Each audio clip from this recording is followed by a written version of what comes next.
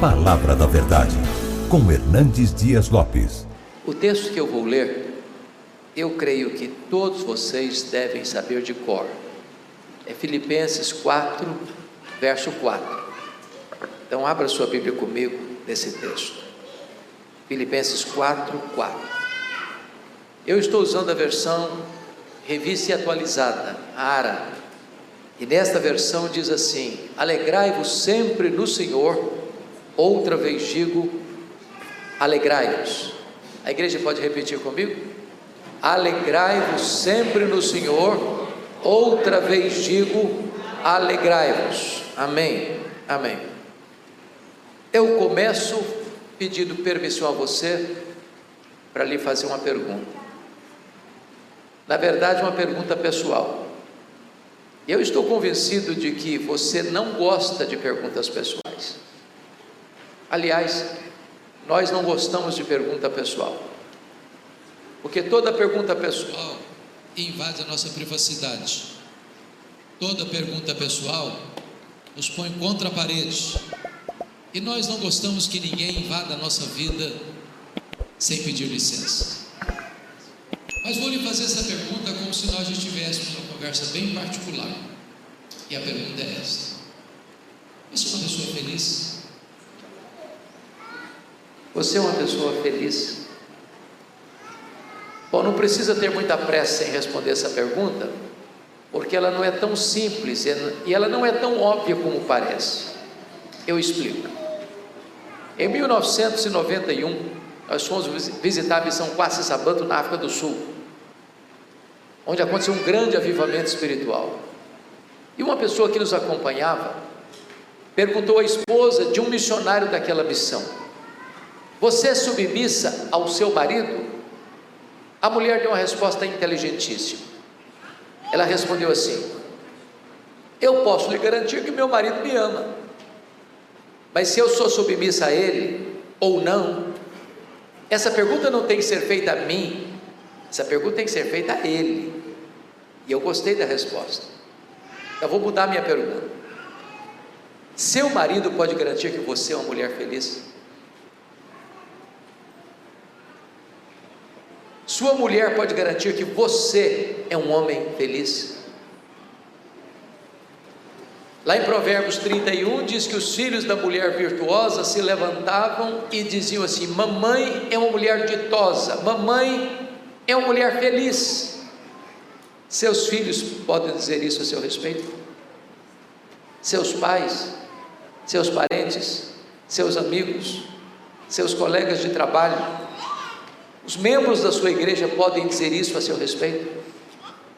É provável que a essas alturas você já esteja criando alguns mecanismos de defesa aí no seu coração, dizendo assim: o pastor está me fazendo essas perguntas porque ele não conhece a minha história. Se eu contar a minha vida, até pedra chora. Ou talvez você argumente assim: mas dá para ser feliz hoje? Num mundo de tanta violência, de tanta corrupção, de tanta maldade, de tanta injustiça, dá para ser feliz? Quando eu penso nisso, vem à minha mente o fato de que Paulo escreveu essas palavras não hospedado num hotel 5 estrelas em Roma. Ele escreveu essas palavras preso, algemado, acusado injustamente pelos seus irmãos, os judeus. E mesmo nessa circunstância tão adversa, ele diz: alegrai-vos sempre no Senhor. Outra vez digo, alegrai-vos. Ensinando-nos 3 verdades aqui. Primeiro, a alegria do cristão não é uma mera possibilidade, não é uma simples sugestão, é uma ordem imperativa. Em outras palavras, você e eu não temos o direito de sermos uma pessoa triste, porque ser uma pessoa triste é um pecado. É um pecado de desobediência a uma ordem expressa de Deus. Isso porque o evangelho que nos alcançou é boa nova de grande alegria. O reino de Deus está dentro de nós, é a alegria do Espírito Santo. O fruto do Espírito é alegria. A ordem de Deus é alegrai-vos, e a alegria do Senhor é a nossa força. Agora, me permita uma pergunta básica: você tem problema na sua vida? Ou sou eu que tenho na minha? De vez em quando alguém fica doente na sua casa? Ou só na minha que fica? Às vezes a grana fica curta lá também? Ou só na minha casa que fica? Quando Paulo diz assim, alegrai-vos sempre, o que ele está querendo dizer? Ele está querendo dizer que a alegria do cristão não depende de circunstâncias. Porque estar feliz quando está tudo bem, até o ateu consegue. O projeto de Deus é você ser uma pessoa feliz, apesar das lutas que você está vivendo. Preste atenção nisso. Eu não perguntei para vocês se vocês estão felizes. Eu não fiz essa pergunta. Eu perguntei se você é uma pessoa feliz.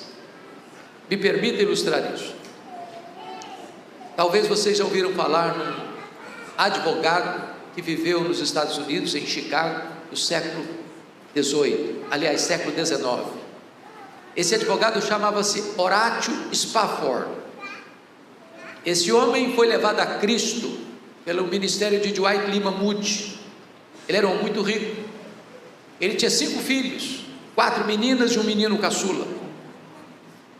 E ele enfrenta um grande baque na vida quando o filho caçula morreu. Depois disso, houve um incêndio em Chicago, quando Moody pregava por lá. Milhares de casas e prédios destruídos. O Dr. Spafford perde a maior parte da sua riqueza naquele incêndio. Então ele resolve viajar com a família, com a esposa e as 4 filhas, para a Inglaterra, onde Moody estava fazendo uma campanha de evangelização. Na véspera da viagem, ele não consegue sair de Chicago pelos seus negócios, mas embarca sua mulher, suas 4 filhas, de Chicago para Nova York, onde pegaria um navio rumo à Inglaterra. Aquele navio naufragou. A esposa dele manda-lhe um telegrama: salva, porém só. Sabendo da notícia de que as 4 filhas morreram naquele naufrágio, ele vai ao encontro da esposa e pede ao comandante do navio para mostrar para ele o local do acidente. E quando ele vê o local onde suas filhas foram engolidas pela fúria das águas, o Deus que inspira canções de louvor nas noites escuras, colocou no coração dele uma música, e ele a escreveu. Só escreveu esta música em toda a sua vida, mas essa música é mundialmente conhecida. Vocês certamente cantam essa música hoje, e essa música é: se paz a mais doce me deres gozar, se dor a mais forte sofrer, ó seja onde for, tu me fazes saber que feliz com Jesus sempre sou. Sou feliz com Jesus, meu Senhor. Eu estou certo, pastor, de que um pai que enfrenta o luto pela morte de 4 filhas não está feliz. Não está feliz. Mas se ele tem Jesus, ele é feliz. Porque estar é uma situação conjuntural, passageira, mas ser é algo permanente. Se você tem Jesus, você é feliz. Sabe por quê? Porque a felicidade do cristão não é um sentimento, não é uma emoção. A felicidade do cristão é uma pessoa. A felicidade do cristão é Jesus. Então, a felicidade do cristão é imperativa, é ultra circunstancial, é cristocêntrica. Se você tem Jesus, você é uma pessoa feliz. Se você não tem Jesus, você pode até ter momentos felizes, mas felicidade tem nome, tem endereço. É Jesus, é Jesus, é só Jesus.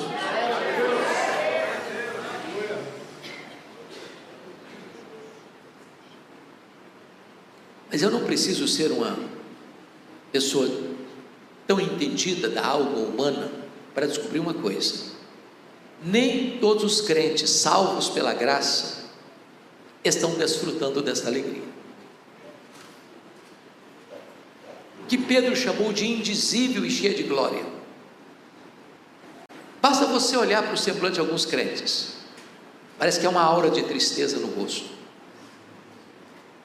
Basta você conversar com alguns deles, transbordam a tristeza nas palavras. A pergunta é: quem está roubando a alegria dos crentes? Quem está saqueando a cidadela da nossa alma? Quais são esses ladrões da alegria? Paulo escreveu esta carta, a carta da alegria, e em cada capítulo desta carta, Paulo aponta para um ladrão diferente da alegria. Quais são esses ladrões? Com a sua Bíblia aberta comigo em Filipenses, vamos identificá-los. Em primeiro lugar, capítulo 1, versículo 12, Paulo diz assim: meus irmãos, eu quero cientificar-vos que as coisas que me aconteceram têm antes contribuído para o progresso do Evangelho. As coisas que nos acontecem são as circunstâncias da vida, e as circunstâncias da vida são o primeiro ladrão da alegria. Sabem por quê? Porque as circunstâncias acontecem com você querendo você ou não, gostando você ou não, planejando você ou não. As circunstâncias acontecem ao arrepio da sua vontade, à revelia do seu querer, e chegam de súbito e botam a sua vida de ponta cabeça. É um acidente grave, é uma doença súbita, é um divórcio amargo, é um luto doloroso, é uma traição do sócio da empresa, é uma situação que você nunca imaginou passar na vida, mas está passando. É um filho criado com todo zelo que se envolve com drogas. É uma filha criada com tanto amor, se casa com um homem rude que vai transtornar a vida dela. É uma situação que você não esperava passar, mas está passando. Circunstâncias. Quando Paulo diz assim: meus irmãos, eu quero que vocês saibam que as coisas que me aconteceram não tiraram minha alegria, mas contribuíram para o progresso do Evangelho. Eu preciso perguntar para Paulo: do que você está falando? Que circunstâncias são essas que aconteceram com você?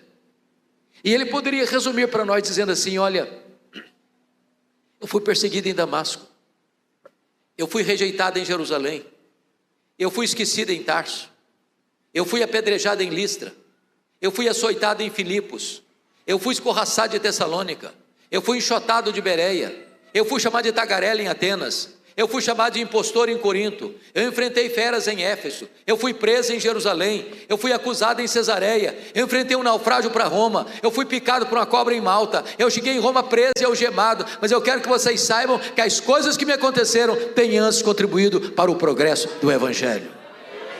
Esse homem não crê em acaso, esse homem não crê em sorte, esse homem não crê em azar, esse homem não crê em olho gordo, esse homem não crê em macumba para crente. Esse homem sabe que a mão de Deus dirige o seu destino.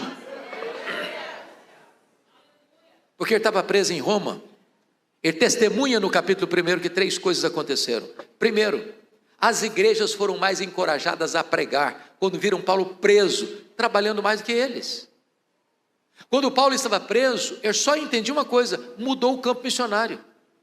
Ele dizia: eu sou um embaixador em cadeias, eu sou um prisioneiro de Cristo. Não é o lugar que faz a pessoa, é a pessoa que faz o lugar. Segundo, porque ele estava preso, diz ele, toda a guarda pretoriana tomou conhecimento das suas cadeias em Cristo. O que era a guarda pretoriana? Era a guarda de elite do imperador. Eram 16 mil soldados da mais alta patente. Se Paulo estivesse solto, ele jamais teria alcançado a elite militar de Roma, porque ele era um cidadão romano, porque ele era um prisioneiro de César. Todo dia tinha que ter um soldado romano algemado com ele, em rodízio 3 vezes por dia, oportunizando-o a evangelizar toda a guarda pretoriana. Depois de 2 anos, toda a guarda pretoriana estava evangelizada.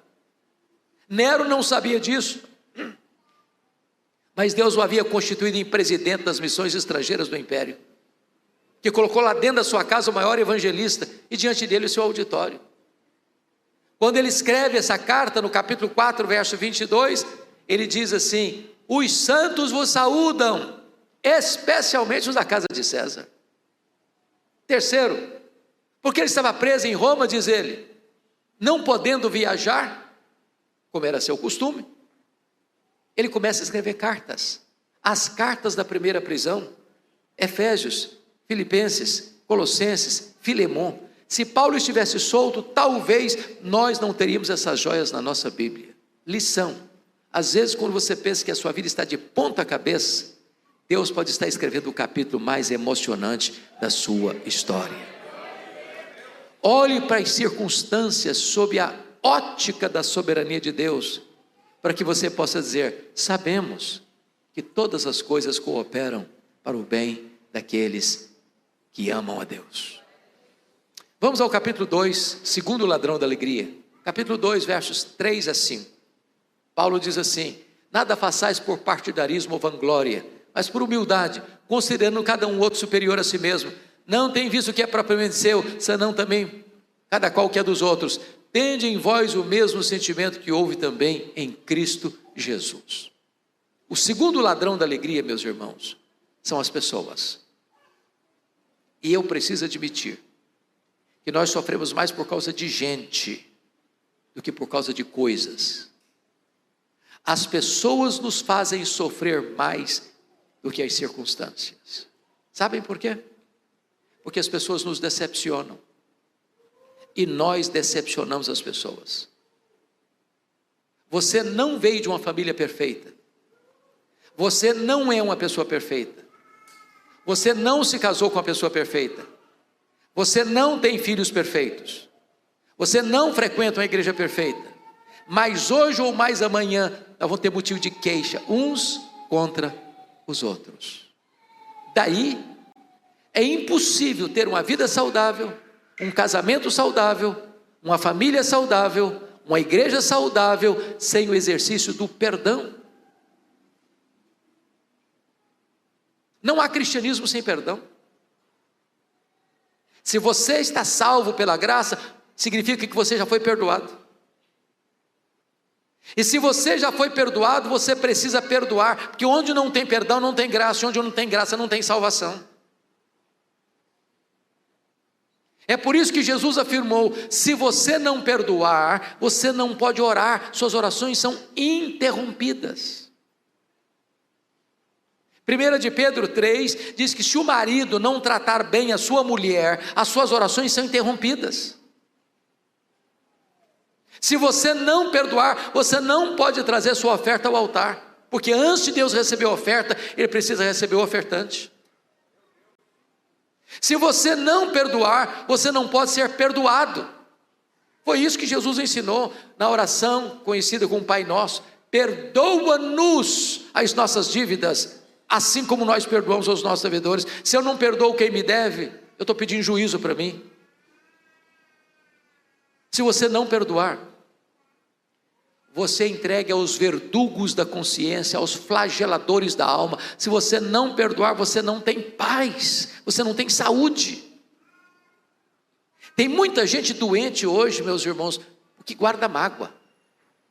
A Organização Mundial de Saúde diz que mais de 50% das pessoas que passam por um hospital são vítimas das chamadas doenças psicossomáticas. Mágoas, rancores, amargura. Isso envenena a alma, isso adoece o corpo, isso atormenta a alma, isso destrói a vida. Agora, me permita dizer isso a você: perdão não é coisa fácil não. Você não perdoa porque você foi bem criado, você tem um temperamento ameno. Não, você não perdoa porque frequenta a igreja da família. Para você perdoar, você precisa da graça de Deus agindo no seu coração. A nossa tendência natural é o revide, é o troco, é a vingança, é pagar o mal com o mal. Mas a única maneira de você vencer o mal é com golpes de bondade, é pagando o mal com o bem, é perdoando. E a Bíblia diz que nós devemos perdoar assim como Deus em Cristo nos perdoou. Deus nos perdoou completamente, totalmente, eternamente. A Bíblia diz que Deus apaga os nossos pecados como a névoa. A Bíblia diz que Deus afasta de nós os nossos pecados como Ele afasta o Oriente do Ocidente. A Bíblia diz que Deus não se lembra mais dos nossos pecados. A Bíblia diz que Deus lança os nossos pecados nas profundezas do mar. E Corrie-ten-Boom, que viveu a experiência do perdão, disse assim: não só Deus joga os nossos pecados nas profundezas do mar, mas bota uma placa ali: é proibido pescar aqui. Em outras palavras, Deus nunca mais joga no seu rosto um pecado que já perdoou você. Deus nunca mais cobra de você uma dívida que já perdoou você. E a Bíblia diz: nós devemos perdoar como Deus em Cristo nos perdoou. O texto que nós lemos aqui retrata uma coisa muito interessante. A igreja de Filipos, esta igreja aqui, era uma igreja muito parceira do ministério de Paulo.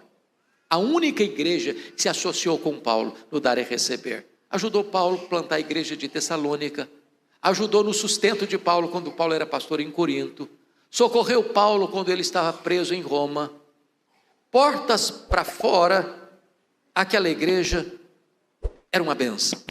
Portas para dentro, o pau quebrava. Para vocês terem uma ideia, capítulo 4, verso 2, as duas líderes da igreja, Evódia e Síntique, estavam brigadas. Eu vou falar baixinho porque tem mulher no auditório. Dizem que quando as mulheres começam a brigar na igreja é porque a coisa está feia mesmo. Você já pensou nisso? Se a Evódia sentasse desse lado aqui, a Síntique sentava do outro lado. Elas não conversavam. Estavam brigadas. Tinha gente na igreja de Filipos que trabalhava na igreja desde que ele aparecesse. Vanglória.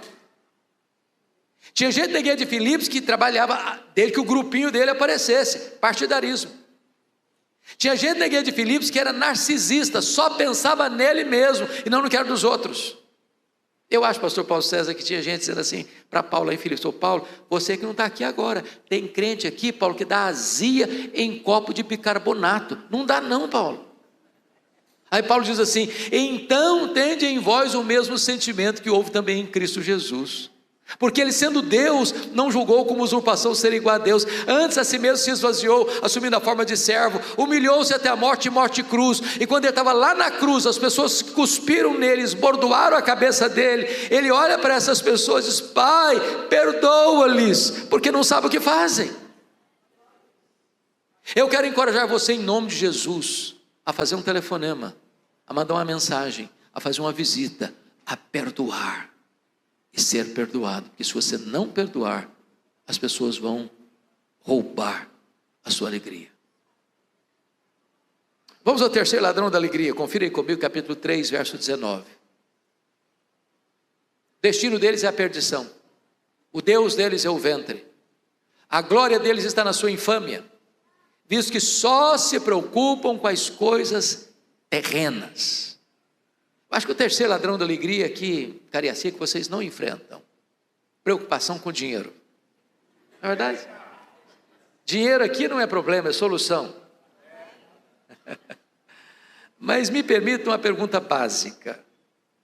Alguma vez, honestamente, alguma vez você já discutiu com a sua mulher por causa de dinheiro?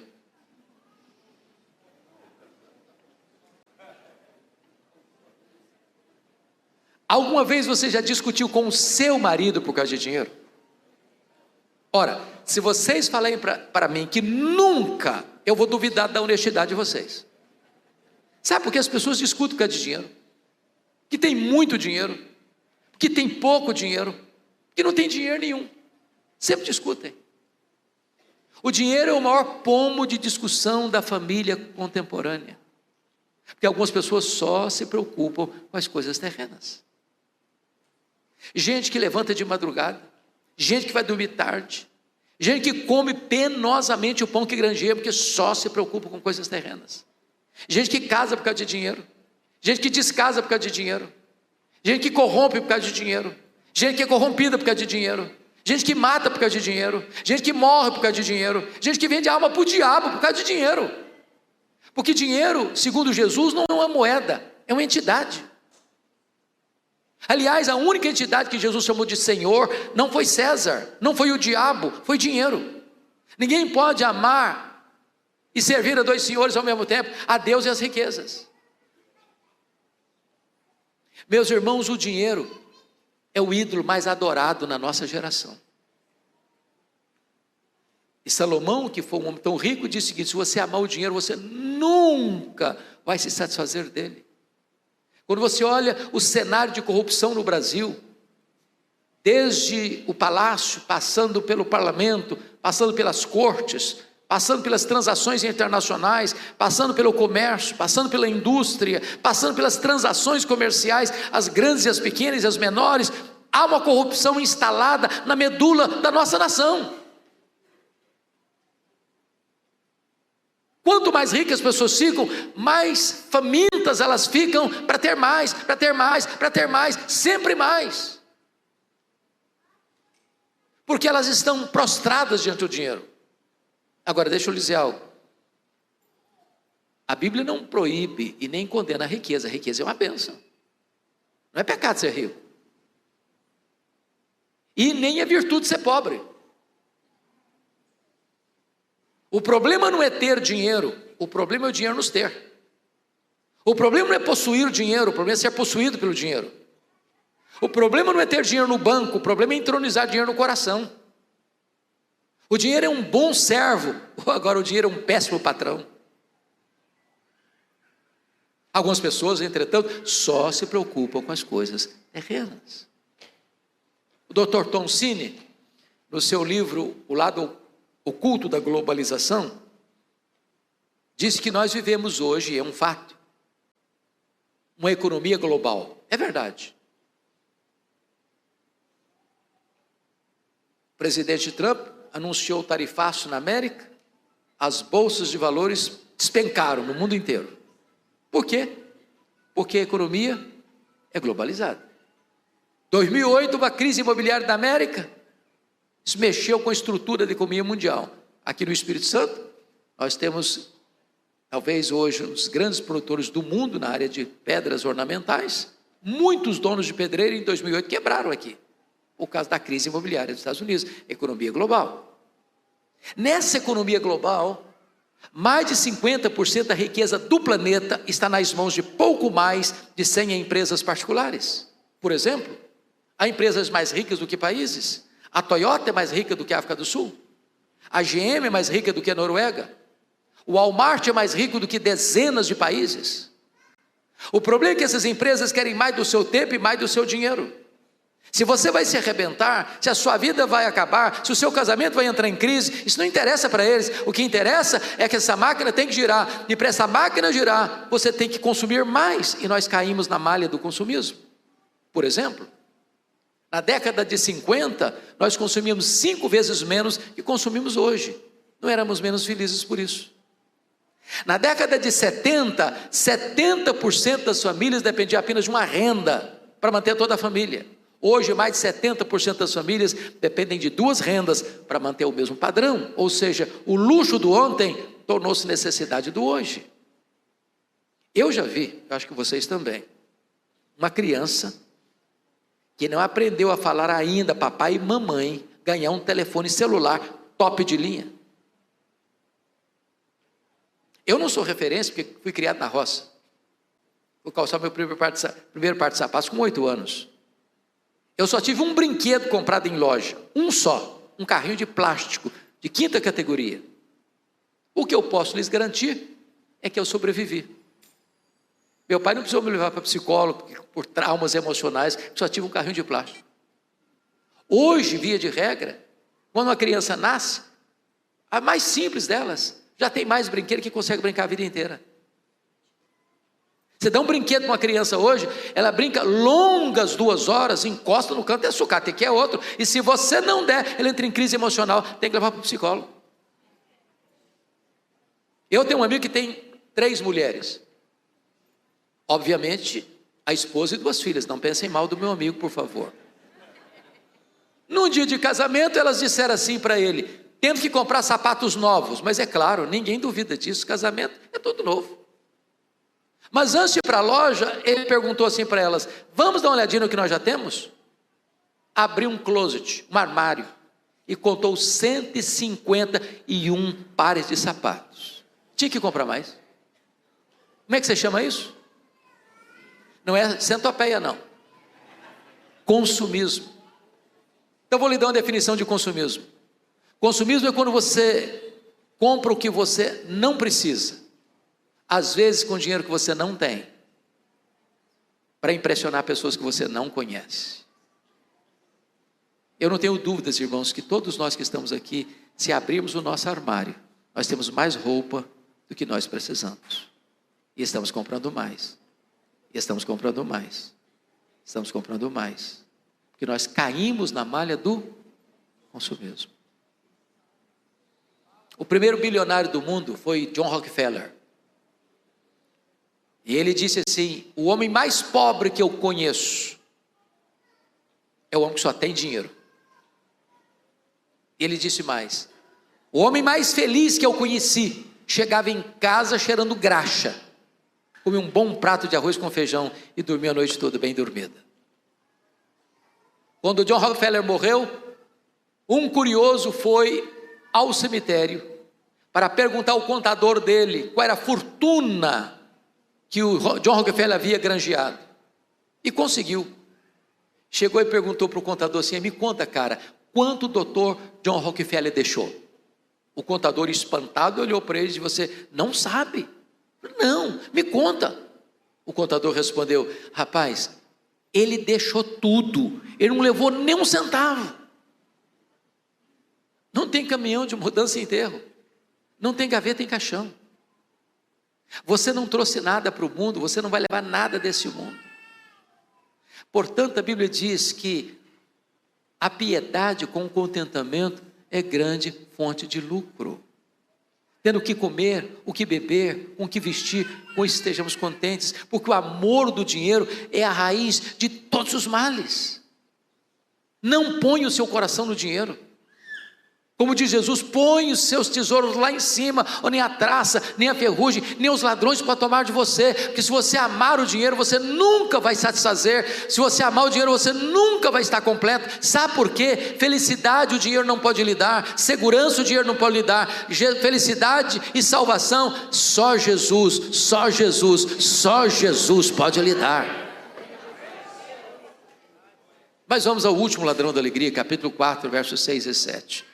Paulo diz assim: não andeis ansiosos de coisa alguma, em tudo porém sejam conhecidas diante de Deus as vossas petições pela oração e pela súplica com ações de graças, e a paz de Deus, que excede todo entendimento, guardará o vosso coração e a vossa mente em Cristo Jesus. O quarto ladrão da alegria é a ansiedade. E eu preciso lhe fazer uma pergunta nesta manhã: você conhece alguma pessoa ansiosa? Conhece?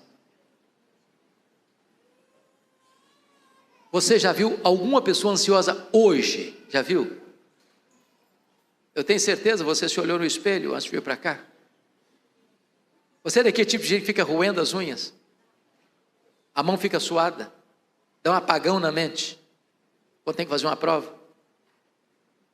Ou daquele tipo de gente que o problema está lá na China, você pensa que está batendo na porta da sua casa. Ou daquele tipo de gente que quando não tem problema, você cria um que não sabe viver sem problema. Irmãos, a ansiedade é o mal desse século. Atinge pessoas de todas as faixas etárias, de todos os estratos sociais, de todos os credos religiosos. Pasmem vocês, até as crianças estão ansiosas hoje. Hollywood fez uma pesquisa e descobriu que as crianças estão ansiosas porque elas gostam de filmes, de brinquedos e de jogos de ação. Eu lhe garanto que se você assistir toda a programação infantil da televisão brasileira, você não dorme de noite com a luz apagada. É muita violência, é muito ocultismo. Eu gosto muito de brincar com as crianças. Um dia eu cheguei na igreja, aqui em Vitória, e tinha uma criança brincando, sozinha, num canto lá. E eu me aproximei bem mansamente para não espantá-la. E quando cheguei bem perto, eu disse assim: filha, que vidona, hein? Ela voltou-se brava para mim e disse: o senhor é que pensa. Dedinho em riste. A coitadinha estava estressada. Estressada. Sabia o que significa a palavra ansiedade no grego? Foi escrito no Novo Testamento. Estrangulamento. Apertar o pescoço. Tira o oxigênio. Mas Jesus nos afirmou que a ansiedade é inútil. Porque por mais ansioso que você esteja, você não pode acrescentar um côvado, 45 centímetros do curso da sua vida. Mas sabe por que é inútil?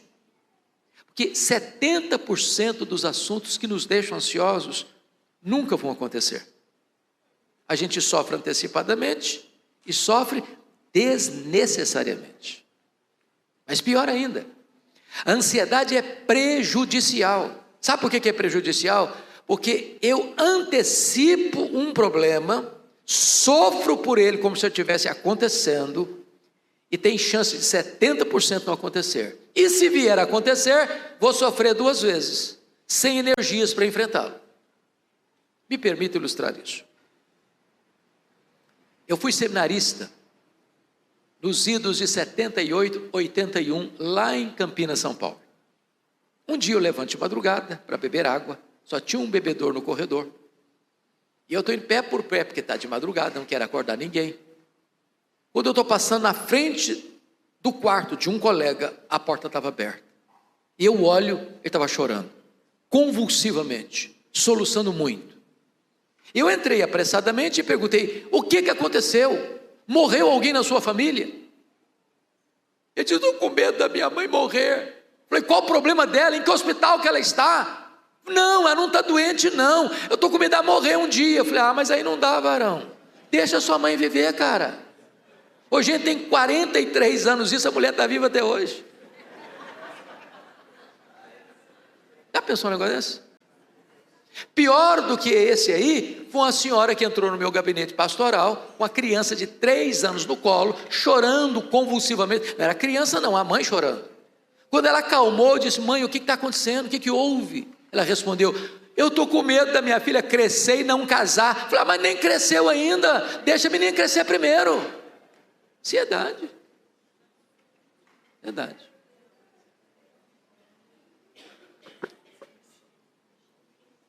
Mas Jesus disse mais ainda: a ansiedade é um sinal de incredulidade. Incredulidade. Os gentios que não conhecem a Deus é que se preocupam com todas essas coisas. Mas vós, porém, deveis buscar em primeiro lugar o reino de Deus e a sua justiça, e as demais coisas os serão acrescentadas. A pergunta, e eu quero caminhar para o encerramento, a pergunta é: tem solução para esse problema da ansiedade? Tem remédio? Tem na farmácia? É injetável? É em comprimidos? Resolve o seu problema da ansiedade se você for promovido na sua empresa? Se você virar o CEO da sua empresa? Será que resolve você tirando férias? Passando o final de semana no spa? Resolve? Comprando um carro novo ou trocando de apartamento ou de casa? Melhora? Tem remédio? Paulo dá a receita: não andeis ansiosos de coisa alguma. O que é coisa alguma mesmo? É coisa alguma, pronto, não precisa nem definir, está claro, está não? Coisa alguma, pronto. Em tudo, porém, sejam conhecidos diante de Deus as vossas petições, pela oração, pela súplica, com ações de graças. Agora preste atenção no que eu vou lhes dizer. A palavra oração aqui no grego é a mesma para adoração. Então Paulo está dando 3 remédios para você curar a sua ansiedade.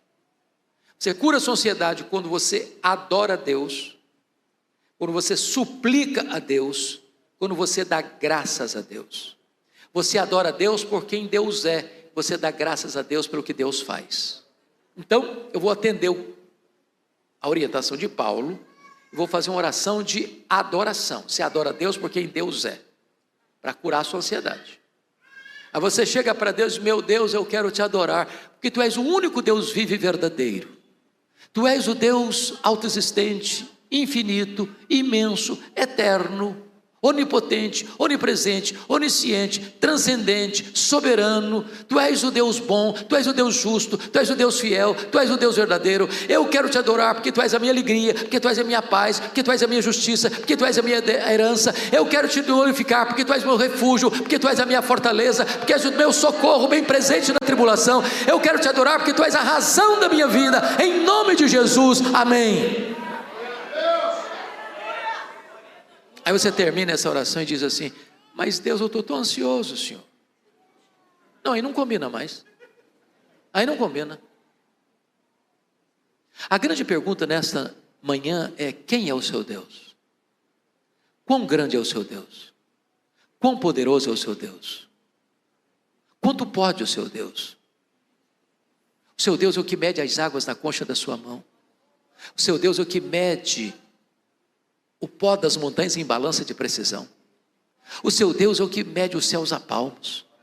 O seu Deus é o que espalha as estrelas no firmamento, e por ser forte em força e grande em poder, quando a chama pelo nome, nenhuma só delas vem a faltar.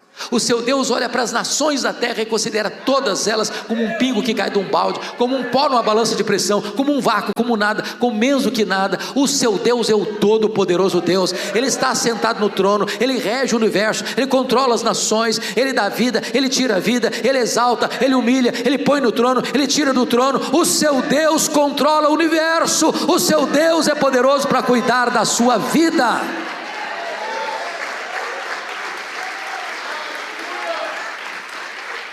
Paulo diz que você cura a ansiedade quando você chega para Deus e apresenta a Ele as suas súplicas, suas necessidades.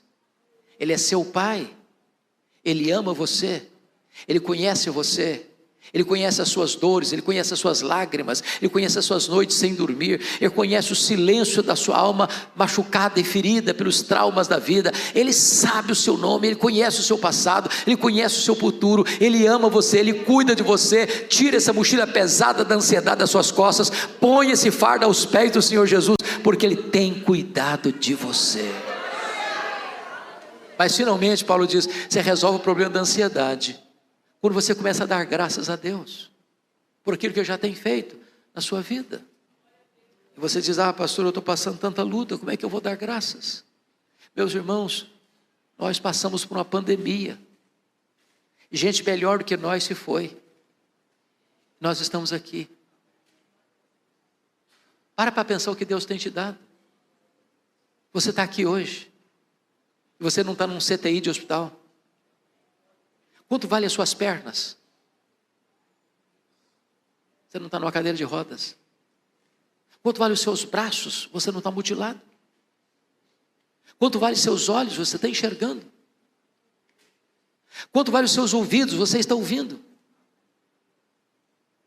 Quanto vale o seu coração? Está batendo. Você está com vida. Quanto vale o seu cérebro? Está funcionando. Você não está vegetando. Quanto vale você ter 2 pulmões e não está numa máquina de respiração mecânica? Quanto vale você ter 2 rins e não está numa câmara de hemodiálise? Quanto vale você ter uma casa para morar? Quanto vale você ter uma cama para dormir? Quanto vale você ter uma mesa com pão com fartura? Quanto vale você ter uma família para receber você depois de um dia de trabalho? Quanto vale você ter a igreja do Deus vivo para frequentar? Quanto vale você ter seu nome escrito no livro da vida? Quanto vale você ter Jesus como seu salvador pessoal? Pare de reclamar, pare de murmurar, comece a dar graças a Deus, e não haverá mais espaço para ansiedade na sua vida. Em lugar da ansiedade, é a paz de Deus que vai guardar como sentinela o seu coração e a sua mente, a sua razão e a sua emoção. Quando a ansiedade quiser entrar de novo, não vai conseguir, porque tem uma soldadesca divina, uma sentinela divina, guardando a sua mente e o seu coração. É por isso que Paulo podia dizer de dentro de uma prisão: alegrai-vos sempre no Senhor. Outra vez digo, alegrai-vos. Eu termino com 2 brevíssimas aplicações. A primeira delas: fui certa feita convidado a ouvir um pregador muito conhecido, e eu fui com muita expectativa. Quando eu chego lá, o pregador disse assim: meus irmãos, o projeto de Deus na sua vida é fazer você santo e não fazer você feliz. Eu tomei um susto, porque a primeira parte eu entendi perfeitamente: sede santos, porque eu sou santo, diz o Senhor. Mas a segunda eu não entendi, que não é projeto de Deus nos fazer felizes. Então eu fui pesquisar, eu fui estudar, e encontrei a resposta. Acho que ninguém entendeu melhor isso do que os nossos irmãos da Inglaterra do século 17, conhecidos como puritanos. Eles fizeram a seguinte pergunta: qual é o fim principal do homem? E eles responderam: o fim principal do homem é glorificar a Deus e gozá-lo para sempre. Aí eu tenho que concordar com o pastor batista John Piper, quando ele disse assim: o problema do homem não é a busca da felicidade, não é a busca do prazer, não é o hedonismo. O problema do homem é contentar-se com a felicidade pequena demais, terrena demais, limitada demais, quando Deus nos criou e nos salvou para a maior de todas as felicidades, a felicidade de amá-lo, de fruí-lo, de glorificá-lo, de contemplá-lo, de viver para a glória dele, porque é na presença de Deus que tem plenitude e alegria, e é na destra de Deus que tem delícias perpetuamente. Então eu quero dizer para você nesta manhã que Deus quer que você seja muito feliz, abundantemente feliz, maiusculamente feliz, superlativamente feliz, eternamente feliz. Alegrai-vos sempre no Senhor. Outra vez digo, alegrai-vos. Mas a última aplicação, e eu encerro, é pedindo a você permissão para lhe fazer uma pergunta. Na verdade, uma pergunta pessoal. E eu sei que vocês não gostam de perguntas pessoais. Aliás, nós não gostamos de perguntas pessoais, porque toda pergunta pessoal invade a nossa privacidade. Toda pergunta pessoal nos põe contra a parede. E nós não gostamos que ninguém invada a nossa vida sem pedir licença. Mas vou lhe fazer essa pergunta, como se nós estivéssemos numa conversa bem particular. E a pergunta é esta: você é uma pessoa feliz? Que Deus nos ajude a dar essa resposta nesta manhã. Amém.